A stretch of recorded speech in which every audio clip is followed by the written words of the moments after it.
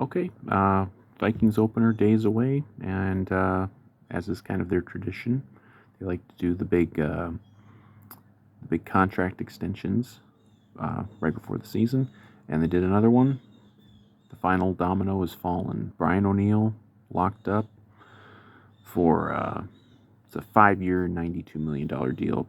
I don't know what the guarantee is. I didn't see that yet, but it's probably somewhere in the neighborhood of 40, 50 of that. Um, Obviously, good move. He's been one of the best right tackles in the league since he got going. Um, Very good draft pick. 2018. Um, you know, Very good thing. Like, I'm really glad that he's locked up now. So they got him. They got Harrison Smith. That was kind of it now for the off-season moves.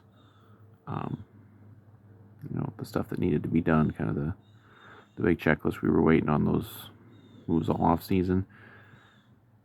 Of course, I know I'm always the one kind of beating this dead horse, and it is a dead horse, but it has to be because it keeps getting brought up.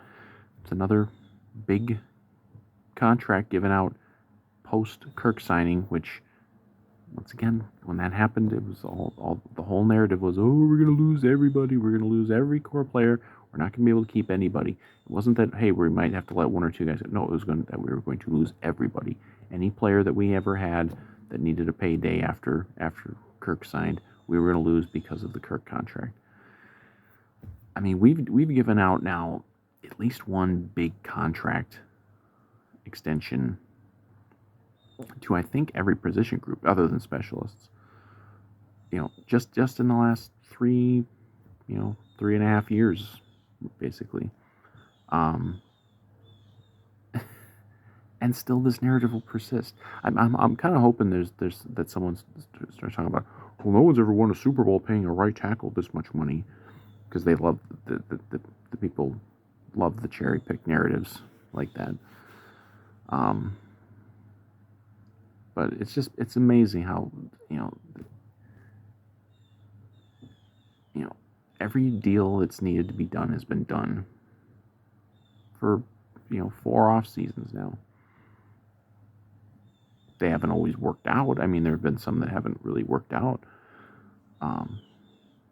But every player they've wanted to retain in the last 4 off seasons, they've retained them.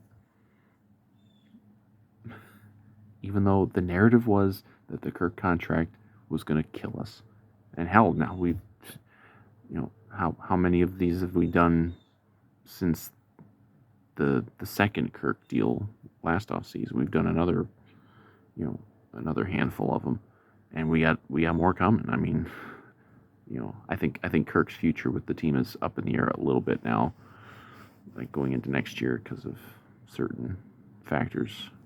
It's hard to separate the two factors: the football player Kirk and the anti-vaxxer Kirk. But they've always made it work. They always get the deals done. They keep the players they want to keep. I mean, I guess if they want the narrative to be that, they haven't, signed literally every player that's available to be signed. They had no, Kirk's contract is killing us. I'm just so sick of that narrative. I mean, I've been sick of it. I've been sick of it for 3.5 years. It's never been true. It's been disproven a million times. It was disproven again today when they signed Brian O'Neill. So,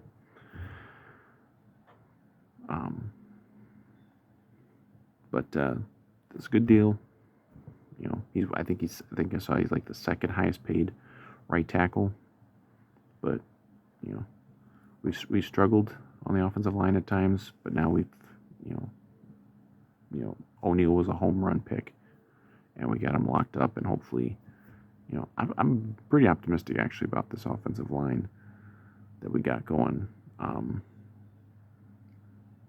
just talking about like the week 1 offensive line because they didn't look too bad in the preseason, and of course we got the 2 young guys on the way up. Davis, I think, will be starting by midseason. Darisaw depends a little more on the injury recovery, but I wouldn't be surprised if he's out there. And boy, if we have like Darisaw, O'Neal, you know, I've never been down on Bradbury. Look at the guys he's had on either side of him for the majority of his career. I think Bradbury's fine. He's not going to probably ever be like a Pro Bowl player, but you don't have to have 5 Pro Bowlers. And then Cleveland, and then when Davis comes up, like that's a really good young offensive line that we can work with. Yeah, good move. They said it couldn't be done, but we did it again. So good job to Rick and Rob, the Cap Wizards, who get no fucking credit most of the time, for locking up one more core player for this team. And yeah, good move. I think the next I gotta do like a season preview thing here one of these days. That'll probably be the next one, but again, good move. They said it couldn't be done, but we've gotten another core player locked up to a long, 5 years doesn't seem like it's that long, but it is kind of long. Lucrative deal. It's getting paid, and he's really good, so he's worth it. So, good job, Vikes.